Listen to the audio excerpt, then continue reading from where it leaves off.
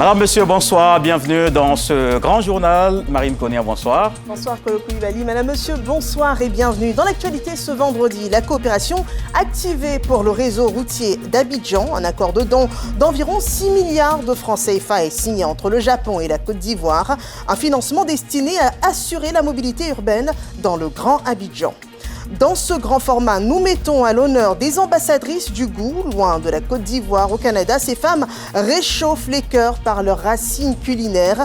Une véritable réussite entrepreneuriale qui fait de la gastronomie ivoirienne une carte de visite et un levier d'intégration.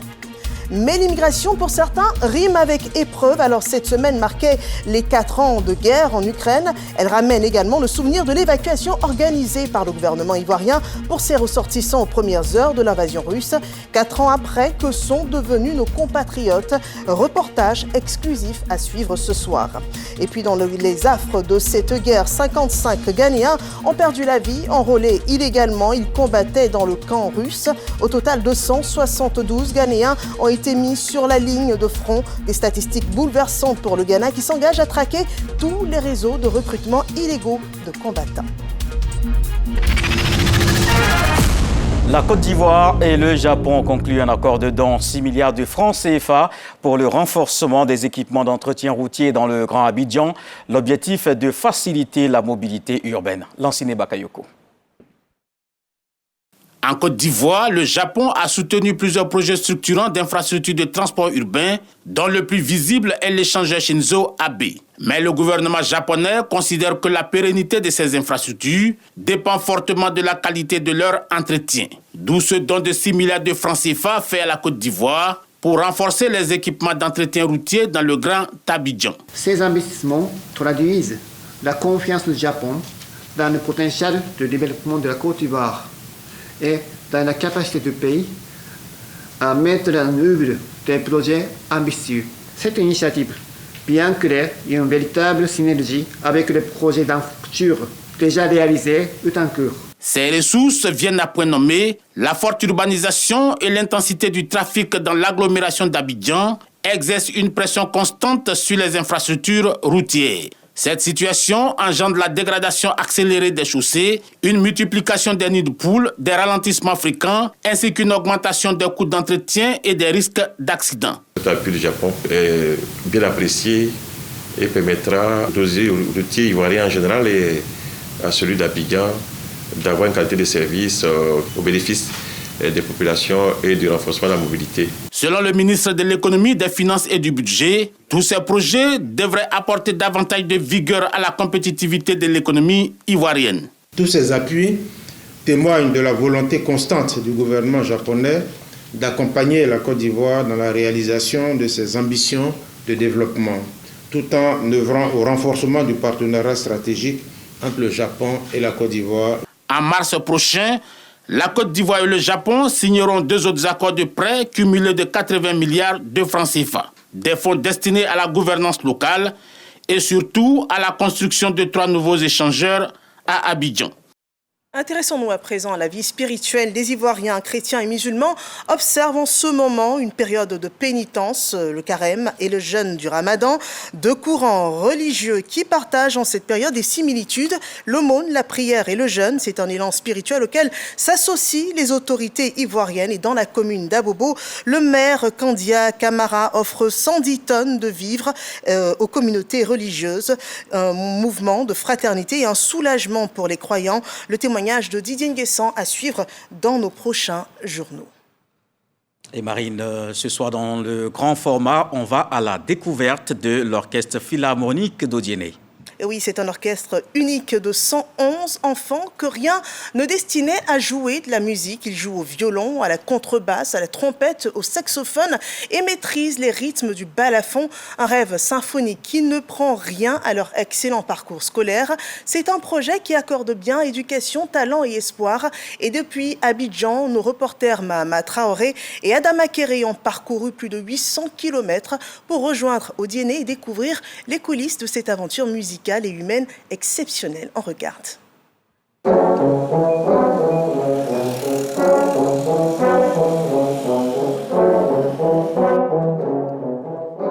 Au domicile de la famille Diarasuba, quartier Broma côté d'Odiéné, la passion pour la musique a conquis les cœurs des petites Matindji et Fanta.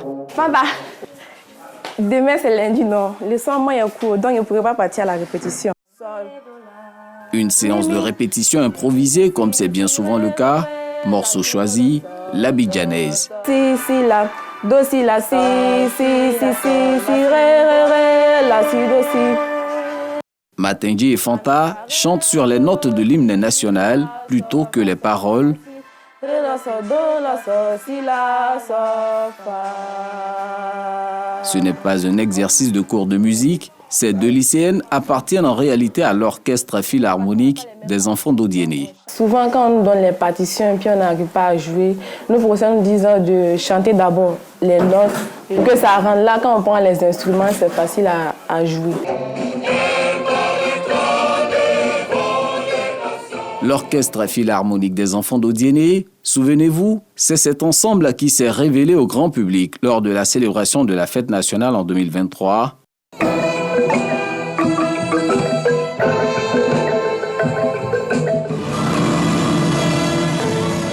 Et qui s'était encore produit à la finale de la CAN 2023 au stade Alassane Ouattara d'Ebimpe.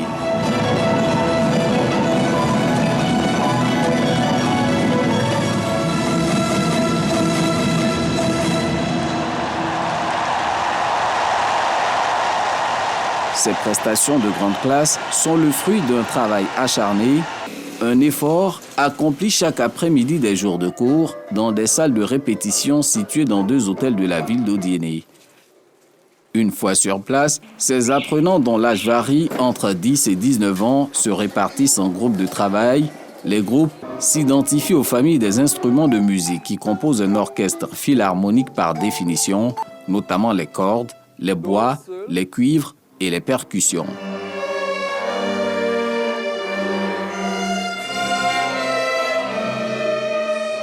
L'ensemble des groupes forme un total de 111 apprenants. Pour des personnes qui n'ont pas évolué dans le même contexte, ces enfants-là se démarquent assez particulièrement. Aucun d'entre eux n'avait la moindre notion de musique avant qu'on démarre. En 4 ans, s'ils ont réussi à faire ça, en tout cas, je trouve que c'est bien. Et on les encourage à faire mieux. J'aime la musique, ça n'empiète pas sur mes études. L'année passée, j'ai eu mon BPC avec 265,73 points et 14,59 comme moyenne d'orientation. Comme moi, j'aimais un peu la musique classique, là. Donc, quand les voix jouer au violon, ça m'inspirait beaucoup. Mais je ne savais pas qu'elle allait avoir cette chance de jouer au violoncelle. Je l'ai fait pour exprimer mes sentiments dessus, pour exprimer mes joies comme mes tristesses et transmettre aussi des joies à ceux qui m'écoutent. Notre passage coïncide avec la répétition de l'un des morceaux du répertoire de ce jeune orchestre, le titre Gypsy, ouverture du compositeur américain Merle Isaac.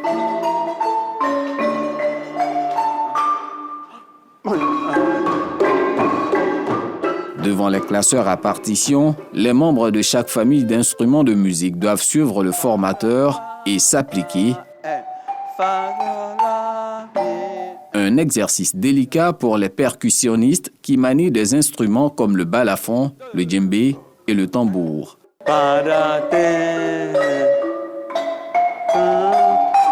Ok. Stop.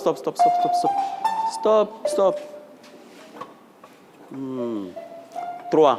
C'est sur les percussions que repose la rythmique en général. Et tant que la rythmique n'est pas stable, c'est difficile à l'orchestre tout entier de jouer bien. Du coup, mon défi, c'est de bien travailler à ce que la rythmique soit calée avec les enfants. Avec les instruments de la famille des cuivres, tels que les trompettes et les barytons, le souffle se veut encore plus exigeant.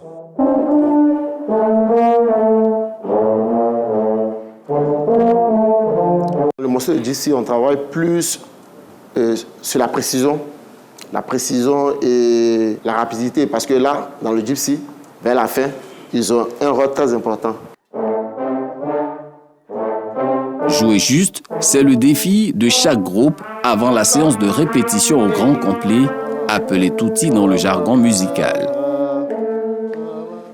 Après 2 heures et demie d'apprentissage, Il faut regagner la maison, mais avant, on prend soin de ranger soigneusement les instruments.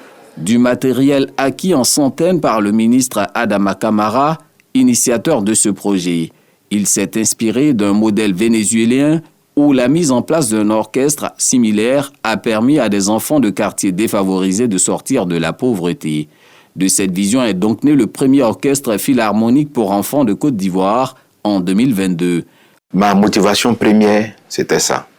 Comment faire en sorte que les enfants de chez moi passent de dernier à premier. Et chemin faisant, je me suis intéressé à la chose. Et je suis fier de ces enfants-là et je remercie ma femme d'avoir conduit avec brio la formation de ces enfants qui sont véritablement une fierté pour Guinée, mais surtout une fierté pour notre beau pays, la Côte d'Ivoire. Bien, on va reprendre depuis le début. On fait attention. L'encadrement est assuré par 10 formateurs venus de l'INSAC, épaulés par une dizaine d'accompagnateurs, chargés entre autres de la logistique. Au départ, l'idée avait du mal à passer auprès des parents. Au départ, quand mes filles sont venues me former, je n'étais pas d'accord avec l'idée qu'elles fassent de la musique. Je leur ai fait savoir que je souhaite qu'elles se concentrent sur leurs études uniquement, sans se laisser distraire par autre chose. Mais la perception a changé depuis la mémorable prestation du 7 août 2023 au Palais présidentiel et surtout que l'appartenance à cet orchestre semble avoir bonifié le parcours scolaire et l'éducation des enfants. L'année dernière, quand elle était en classe d'examen, je lui ai dit qu'elle allait arrêter pour ne pas être trop épuisée intellectuellement. J'ai dit, maman, je vais continuer. Elle m'a fait honneur. Elle a eu le BPC, un cours avec orientation. Cette année aussi, par la grâce de Dieu, elle a été affectée dans un lycée d'excellence. Vraiment, je suis très contente. Elle, par exemple, elle est autiste. Mais je me suis rendu compte qu'avant même, elle ne sortait même pas de la maison. Mais aujourd'hui, elle arrive à s'épanouir. Voilà. Et lui, je lui ai trouvé un autre talent. En plus de la musique, il excelle même dans le dessin. Et puis la concentration même au niveau des études. Voilà. Lui, il arrive à retenir. En tout cas, en mathématiques, vraiment, c'est bon. Vraiment, il faut dire que c'est un plus que la musique leur a apporté aujourd'hui. Avec ses sorties réussies, le Philharmonique d'Odiéné est désormais vu par les habitants de la ville comme un produit touristique. Les enfants ont participé à la CAN, les gens se sont posés des questions, mais ils viennent d'où? On dit non, ils viennent du nord de la Côte d'Ivoire, précisément Odiéné. Et ça démontre qu'Odiéné, c'est une ville paisible, une ville accueillante. Allez. Retour aux séances de répétition. Il me semble que le tuba est un peu plus bas que les autres. C'est le jour du touti. Dans un mouvement d'ensemble, tous les groupes doivent jouer leur partition sur le morceau gypsy.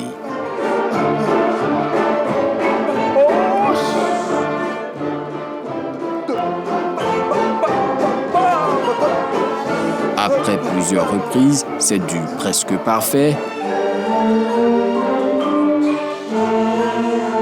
Nonobstant quelques imperfections à corriger. Moi, ce que j'ai remarqué aujourd'hui au Touti, c'est que les enfants avaient un peu la tête dans les partitions. Ouais. Ils avaient du mal à te suivre et tout. C'est un peu ça. Sinon, à part ça, je pense que c'était bien ensemble. Par exemple, au niveau des nuances, l'exagération des nuances, et puis souvent dans l'attaque des notes, un peu d'hésitation quand même. Dans son répertoire, le Philharmonique d'enfants d'Odiéné compte déjà une dizaine de morceaux de grands compositeurs occidentaux et africains. Il est désormais envisagé une montée en crescendo. Concernant la composition, effectivement, on est sur ce projet-là. On a des pièces en construction. Voilà. On n'a pas encore de collaboration, mais ça ne saurait tarder. On a bientôt des événements. Voilà, on a bientôt un concert. Mon rêve, c'est que ces enfants-là, un jour, jouent à l'UNESCO.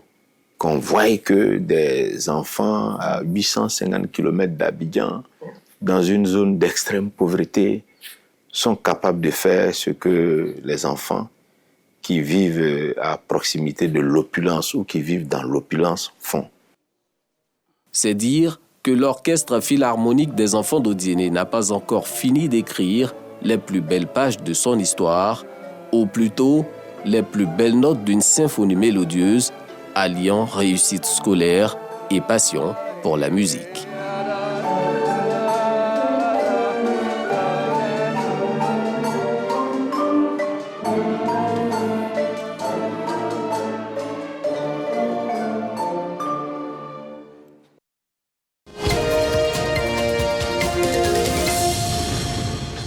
l'invité de ce soir, c'est Mama Traoré qui revient d'Odiéné. Bonsoir Mama. Bonsoir Kolo. Alors c'est une véritable attraction que de voir ces enfants jouer. Vous êtes allé justement à la découverte de cet orchestre philharmonique. Il fallait vraiment le faire. C'est quoi l'idée derrière ce reportage? Alors il fallait y aller simplement par curiosité. Parce qu'en 2023, j'ai l'occasion, la chance même de faire ce premier reportage qui révèle ces enfants-là à la face du monde. C'était au palais présidentiel.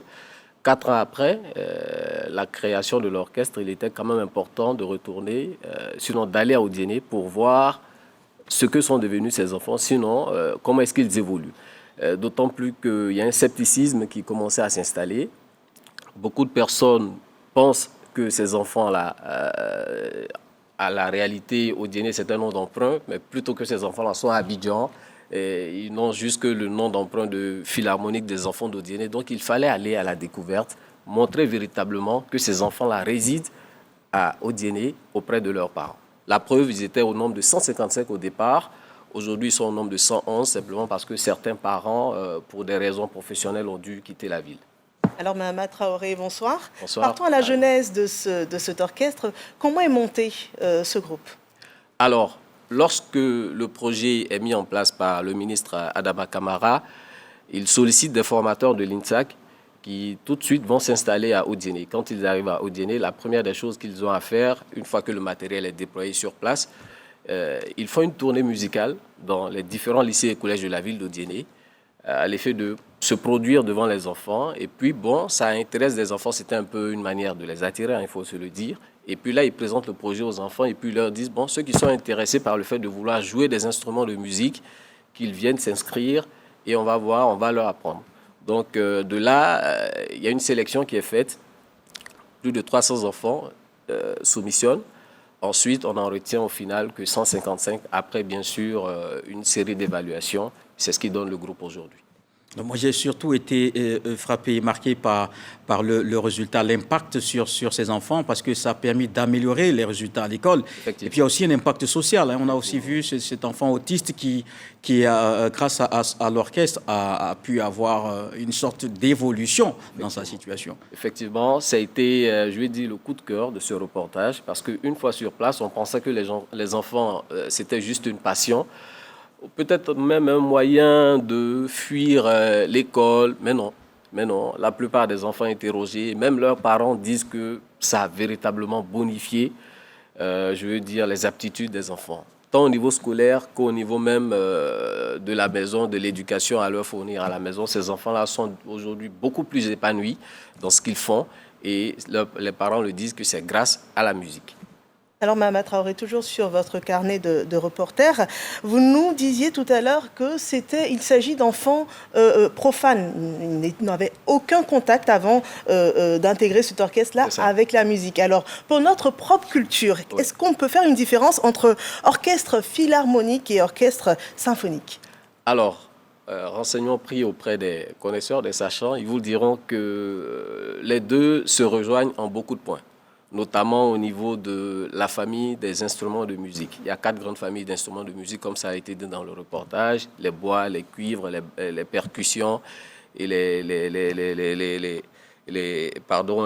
j'oubliais le 4e, mais ça se comprend. Les 2 formes d'orchestre regroupent toutes ces grandes familles d'instruments de musique. Ça, c'est déjà ça. La différence, c'est qu'au niveau du philharmonique, il va arriver des moments où on peut utiliser des voix, ce qui ne se fait pas dans l'orchestre symphonique. Okay. Dans le cas du philharmonique des enfants d'Odiéné, ce n'est pas encore des voix, mais les formateurs y travaillent afin vraiment de parachever. Ils disent que tout est encore en chantier. C'est vrai que les enfants éblouissent aujourd'hui, mais c'est vraiment un chantier sur lequel ils sont en train de travailler. Alors, avec toutes ces informations que vous venez de donner, on a l'impression que vous êtes tombé un peu dans la marmite aussi de la musique. Quel est votre plus beau moment dans la réalisation de ce reportage ? C'était lors du Touti. Moi qui ne suis pas, pour la petite anecdote, pas très grand fan de musique classique, mais je me suis laissé par moments un peu bercer par ce classique-là de Merle Gipsy. Ça m'a un peu bercé. Et puis j'ai vu un peu comment les enfants jouaient. C'est là que j'ai compris réellement l'importance qu'avait chaque famille de musique dans un orchestre. Mais on peut profiter aussi pour parler des titres, des morceaux que ces enfants jouent aussi. Oui. Alors, comme je l'ai dit dans le reportage, ils jouent à la fois des classiques africains et même internationaux. Africains, notamment, ils vous joueront Pata Pata. Ils peuvent vous jouer du Pata Pata de Myriam Makeba, Adouma de Aïcha Kone, Magic in the Air de Magic System, Tata de Tiken Jafakoli qui a été joué au Palais présidentiel et bien d'autres. Au niveau international, ils peuvent vous faire du Beethoven, ils peuvent vous faire la marche des prêtres de Mozart et ils le disent, si vous les sollicitez, que vous voulez qu'ils jouent sur un morceau particulier, vous leur dites, ils travaillent là-dessus et puis le jour J, ils vous livrent la prestation. Mais finalement, on se pose justement la question de la pérennisation d'un tel projet, les perspectives. On a senti un peu le responsable qui parlait un peu évasif sur ce qui est prévu à l'avenir, mais vous qui avez été inside, qu'est-ce qui est prévu pour la suite? Alors, on va dire que ce n'est qu'une la première partie d'un grand projet. À terme, selon ce que le fondateur nous a confié, le ministre Adama Kamara, c'est de véritablement fonder une école de musique, un conservatoire. La forme reste encore à définir, mais c'est véritablement créer un hub de formation à Odiéné où des enfants viendront à la fois apprendre la musique tout en allant à l'école. Et puis, pourquoi pas, in fine, bâtir des vocations à partir de là. L'autre aussi, les perspectives aussi, c'est de continuer à donner de la renommée à la ville d'Odiéné. Quand on a été l'instant de quelques minutes lors d'une finale de Cannes, vu par des milliards de téléspectateurs, 2 milliards pour les chiffres, on n'a pas envie de s'arrêter maintenant. Donc il faut pérenniser. Et comme il a dit tout à l'heure dans le reportage, il veut aller jouer avec les enfants à l'UNESCO, qui est par excellence l'institution onusienne en charge des questions d'éducation et de culture. Et voilà, donc l'orchestre philharmonique des enfants d'Odiéné, est-ce qu'on dira que c'est une véritable niche de talent? Absolument. C'est une véritable niche de talent et je vous invite à aller les découvrir. Tout est dit, je pense. Merci Mahama Traoré. Merci. De retour d'Odiéné à la découverte de l'orchestre philharmonique des enfants d'Odiéné. Voilà, de cette symphonie d'excellence, nous sommes conduits sur le vieux continent. Parlons, madame, monsieur, à présent, du devenir des Ivoiriens évacués aux premières heures de l'invasion russe en Ukraine. C'était il y a 4 ans, Kolo Coulibaly. Oui, Marine, sous les bombes et les sirènes, des étudiants et travailleurs africains venus poursuivre leurs rêves à Kharkiv ou Odessa se sont retrouvés pris au piège. Parmi eux, des centaines d'Ivoiriens contraints de fuir dans l'urgence, affrontant non seulement la violence du conflit, mais aussi l'épreuve de l'exil, parfois marqué par la discrimination, un parcours de courage, de solidarité et de résilience. 4 ans plus tard, certains ont reconstruit leur vie en Allemagne, en France ou ailleurs en Europe. Comment ont-ils survécu à la guerre? Comment sont-ils sortis surtout du pays? C'est un reportage de Ahmed Sloué, Aziz Ganiou. 24 février 2022. La guerre éclate en Ukraine. Les sirènes retentissent à Kiev, Kharkiv et Odessa. Au cœur de cette tourmente, des dizaines de milliers d'Africains. Parmi eux, des centaines d'Ivoiriens arrachés brutalement à leurs rêves. Face à l'avancée des troupes russes, une seule option, fuir.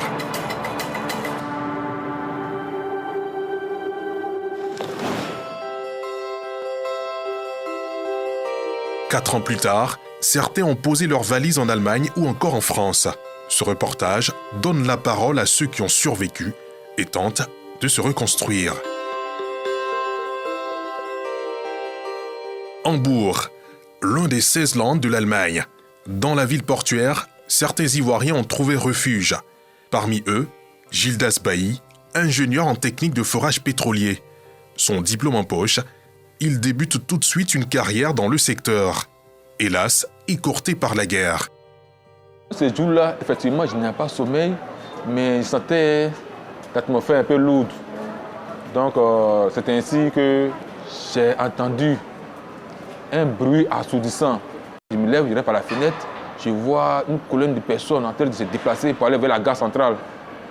Paniqué que je suis, j'ai tourné vers mon passeport de différents pieds d'identité. Et c'est ainsi qu'on a cherché à partir maintenant vers la ville Lviv pour pouvoir quitter l'Ukraine. Gildas fut l'acteur principal du succès de l'évacuation des Ivoiriens pendant les premières détonations au péril de sa vie.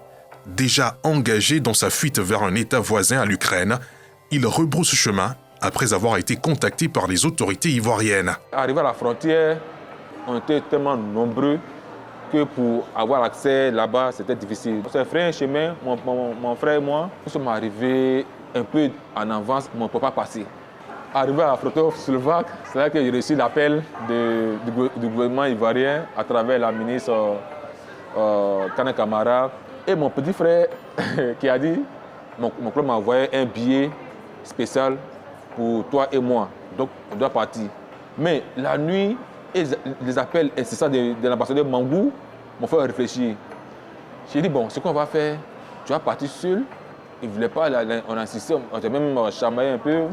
Après, il m'a compris, il m'a laissé partir. Son intervention permet de réunir jusqu'à plus de 200 compatriotes ivoiriens à la frontière ukraino-polonaise.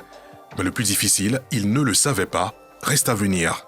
Effectivement, l'ambassadeur arrivé à la frontière, en pleine discussion avec les autorités ukrainiennes, près de 3 heures, 4 heures de temps de discuter. Le chauffeur de bus polonais que l'ambassade de Côte d'Ivoire a pris doit rentrer en Ukraine pour aller nous chercher. Et là encore, les chauffeurs polonais n'avaient pas le passeport sur eux. J'ai vu la souffrance dans les yeux de son excellence Philippe Mangou, parce que là-bas on était à moins 5, moins 7 degrés. Et vraiment, c'était difficile. Effectivement, ils sont repartis sans nous. L'ambassadeur Mangou m'a dit, c'est moi qui ai dit qu'il veut nous chercher, je vais venir nous chercher. Et c'est cette parole-là, en doute et espoir, m'a redonné le sourire. Le lendemain, les soldats que nous on s'est passé. S'ils ont eu cette fin heureuse, d'autres Ivoiriens n'ont pas été aussi chanceux.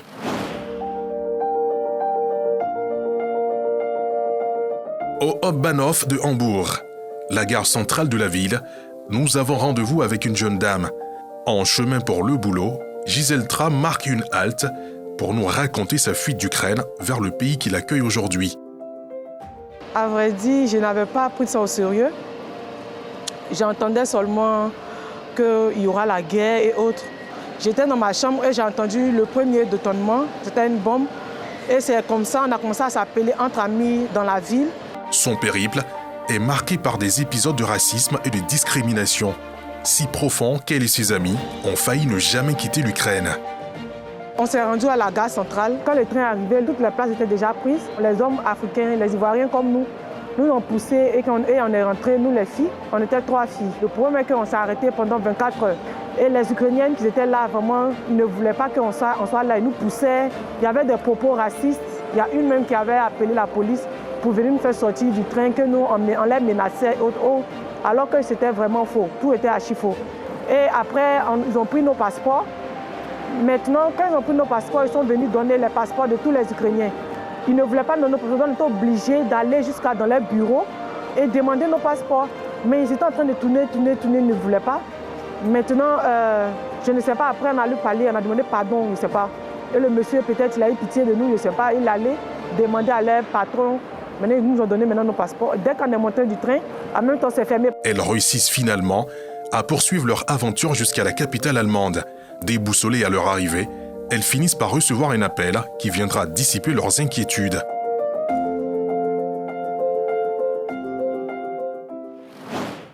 Berlin, capitale allemande.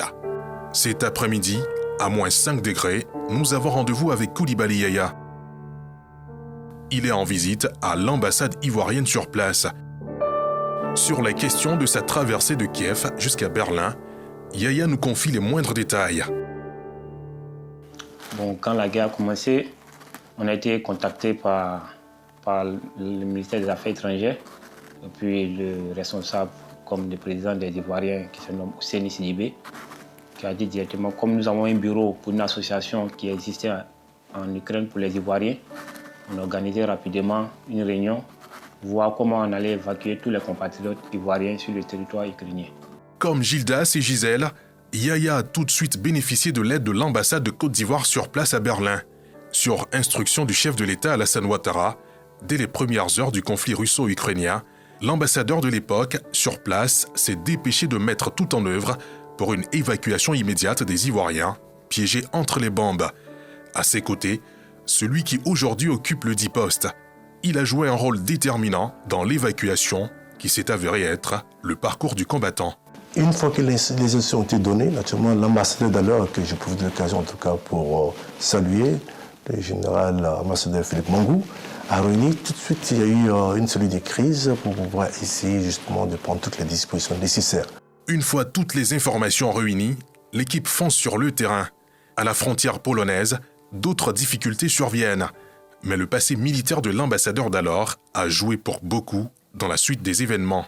Ce n'a pas été une opération facile, mais en son temps, on avait la chance d'avoir un ambassadeur général. Ça nous a permis d'échanger avec les autorités militaires à la frontière. Et ils ont été coopérants. Ils ont fait beaucoup de compromis.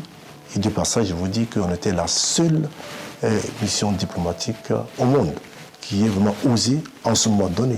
Après négociations et discussions, voilà comment on a eu accès à la zone tampon entre la Pologne et l'Ukraine.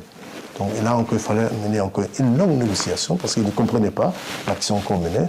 On a insisté qu'on a reçu des instructions de nos autorités, du président de la République, à qui j'adresse une vive salutation et un remerciement pour les moyens qu'il a déployés pour nous faciliter cette mission qui n'était pas du tout évidente. Après d'âpres négociations, le convoi ivoirien réussit à quitter la Pologne pour rejoindre la Deutschland. Une fois sur le territoire, les désormais réfugiés sont totalement pris en charge par l'État ivoirien. Quelques jours plus tard, nous retrouvons en France, à Orléans, Arsène Gondo. Aujourd'hui, il y a une meilleure vie, mais porte toujours les stigmates du conflit qui a chamboulé sa vie. Dans les débuts, on avait vraiment besoin de ce soutien-là. C'est vrai qu'il nous a aidés financièrement, mais ce n'est pas seulement ça qu'on attendait. On attendait aussi un soutien psychologique de la part du gouvernement. On attendait un besoin moral de la part du gouvernement. On attendait à ce que le gouvernement soit vraiment à nos côtés pour que nous, en tant qu'enfants de la nation, sachions qu'on a des parents, c'est-à-dire l'État, qui est vraiment là à notre disposition, qui est prêt pour nous soutenir. Et c'est ce qu'on voulait, c'est ce que moi je voulais. 4 ans après le début de la guerre, ces Ivoiriens partis d'Ukraine vivent entre deux mondes, celui qu'ils ont fui et celui qu'ils tentent de rejoindre. Gildas Bailly, lui, rêve d'intégrer l'industrie ivoirienne du pétrole. Mais retourner vivre et travailler en Côte d'Ivoire passe par le combat de l'exil, celui de milliers de jeunes Africains, oubliés dans les récits de guerre. Sur les traces des ex-exilés ivoiriens là-bas en Europe et dans le reste de l'actualité, justement dans cette guerre en Ukraine, le Ghana déplore 272 Ghanéens tirés sur le front. Le ministre des Affaires étrangères du Ghana, Samuel Ablakwa, a effectué la semaine du 23 février une visite à Kiev afin de discuter du sort des 2 prisonniers de guerre ghanéens. Environ 55 Ghanéens auraient été tués. Ces derniers mois, plusieurs pays africains, notamment le Kenya et l'Ouganda, ont commencé à découvrir le sort de leurs ressortissants enrôlés dans l'armée russe. Et Marine, on va maintenant au Canada. Elles ont quitté la Côte d'Ivoire avec un rêve. Aujourd'hui, Jocelyne à Ottawa et Karel à Toronto ont imposé les recettes de chez nous. Oui, avec elle, on voit bien que l'immigration rime aussi avec succès au fourneau. Au Canada, nos reporters ont rencontré 2 femmes qui exportent le goût ivoirien. Un voyage qui séduit de Ottawa à Toronto. Kolo Coulibaly vient de le dire. Des entrepreneurs rigoureuses qui ont transformé la nostalgie du pays en opportunité économique. Des success women façonnées à la richesse de la gastronomie ivoirienne. Le portrait croisé de 2 femmes que rien n'arrête dans ce récit de Sephora Zegui et Abdoulaziz Ganillo.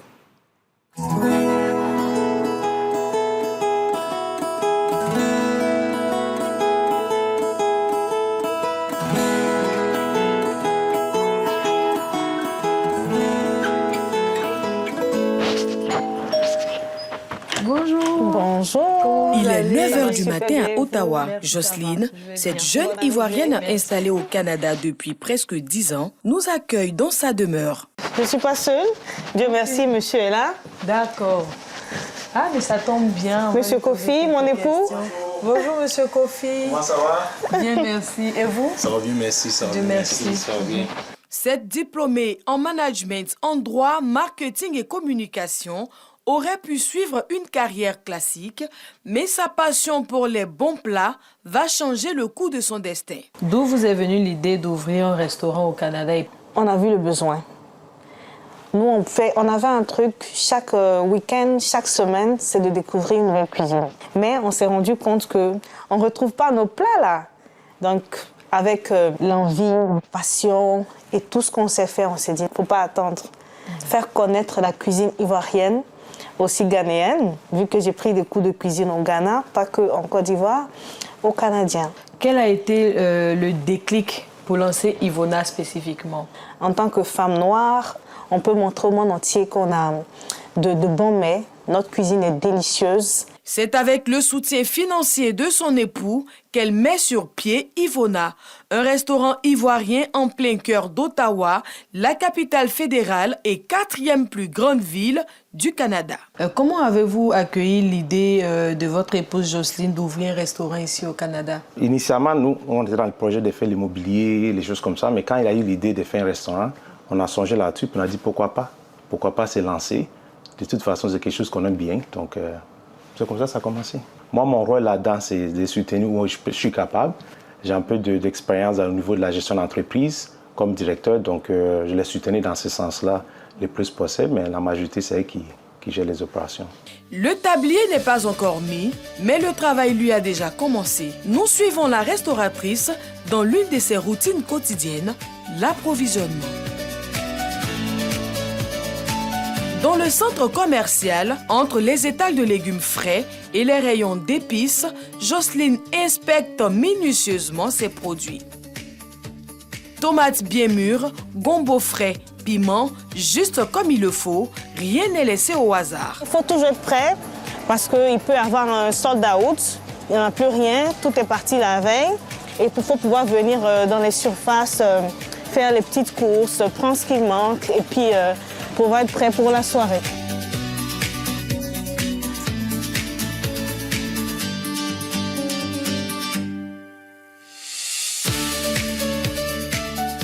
Les courses achevées, direction le restaurant.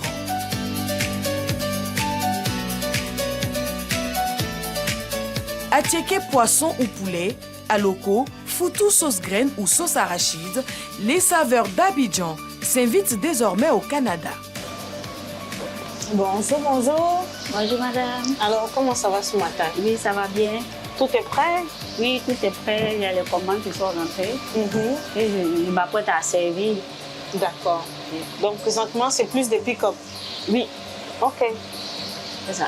On est prêt pour ce soir? Oui. C'est le week-end, hein? Oui. Ça va être chaud, là. Je suis prête pour ce soir. Au début, quand je suis arrivée, je ne connaissais rien. C'est elle qui m'a appris à faire tout ce que je fais seulement. Voilà le riz jollof, elle m'a appris à préparer. Donc, maintenant, je suis forte. Ce n'est pas tout le monde qui arrive à faire un projet comme ça. Et puis, elle a obtenu. C'est une femme africaine qui se bat pour obtenir ce qu'elle veut. Je l'encourage beaucoup.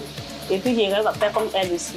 Aujourd'hui, le restaurant accueille plus de 50 clients de nationalités différentes par jour.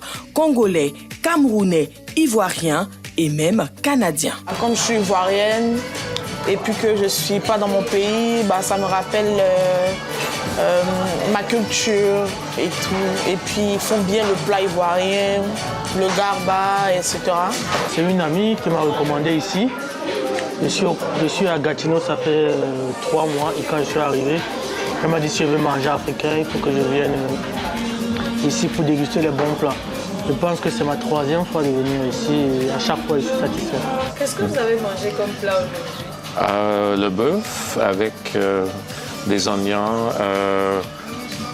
du poisson, soupe aux arachides avec poulet, un peu de tout. On ne savait pas quoi manger. Et avec les conseils, on a réussi à trouver des choses vraiment intéressantes et on est vraiment impressionnés. Ça fait environ 1 mois et demi. J'ai découvert par l'entremise de ma conjointe. Et puis, j'adore. Qu'est-ce que vous aimez ici particulièrement? C'est l'accueil surtout, premièrement. Et puis après, c'est vraiment la qualité des plats.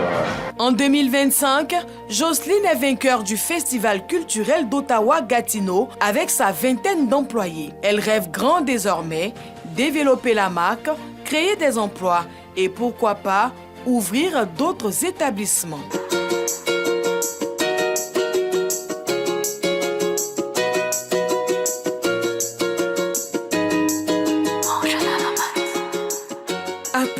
400 km de là à Toronto, une autre enfant du pays trace sa route. Karel Laouri, alias Fabiola. À 23 ans, elle lance en 2023 un service de livraison en ligne durant la période Covid-19. Cette jeune entrepreneur passionnée a popularisé la cuisine de l'Afrique de l'Ouest via ses réseaux sociaux et a transformé son service client de livraison durant la pandémie en une adresse incontournable, Instant du Palais.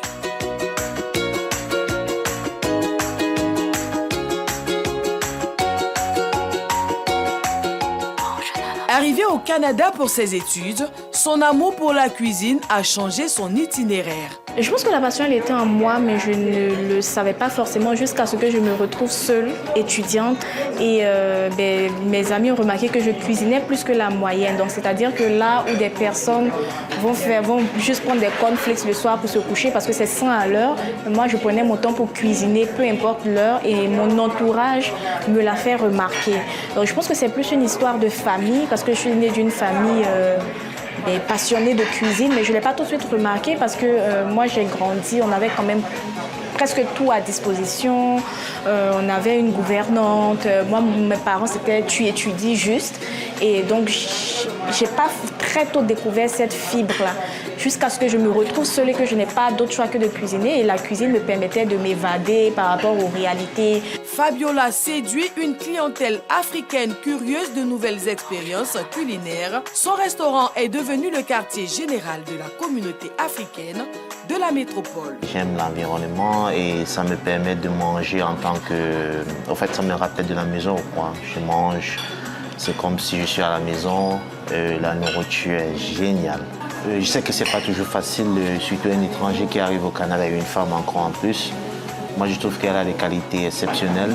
Elle a aussi une sorte d'inspiration pour les jeunes femmes comme elle, qui veulent se lancer dans ce domaine-là. Démarrée en 2023 avec une seule employée, sa tante, elle emploie aujourd'hui 5 personnes. Je vis ma meilleure expérience ici, parce que c'est quelqu'un qui motive d'abord. C'est un modèle. Un modèle, ça inspire toujours, donc la détermination, la combativité, quelqu'un qui n'abandonne pas, elle est tout le temps focus. Elle est reconnue comme l'entrepreneur ivoirien de l'année 2024. Fabiola ne compte pas s'arrêter en si bon chemin. Togo à 19h30, faudrait que ce soit prêt pile à 19h30 s'il vous plaît. Poisson braisé à checker. Instant du Palais ne sera pas son seul projet. Là, je suis en train de travailler au lancement prochain de la marque de vêtements. On est en train de travailler à l'ouverture d'un deuxième restaurant qui devrait ouvrir mi-novembre, idéalement. On travaille au lancement d'un organisme qui s'appelle Femmes en cuisine. Donc, il y a une pénurie de main-d'œuvre dans le domaine de la restauration ici au Canada. Donc, on essaye de voir comment est-ce que les femmes immigrantes peuvent mettre leurs connaissances, leurs compétences au service de leurs confrères ou de leurs consoeurs. Donc, on travaille là-dessus, on est en train d'aller chercher de l'aide, que ce soit financière, que ce soit des accompagnements pour encadrer ces femmes-là, les femmes qui souhaitent se lancer dans la restauration, dans le but d'aider au développement économique du Canada.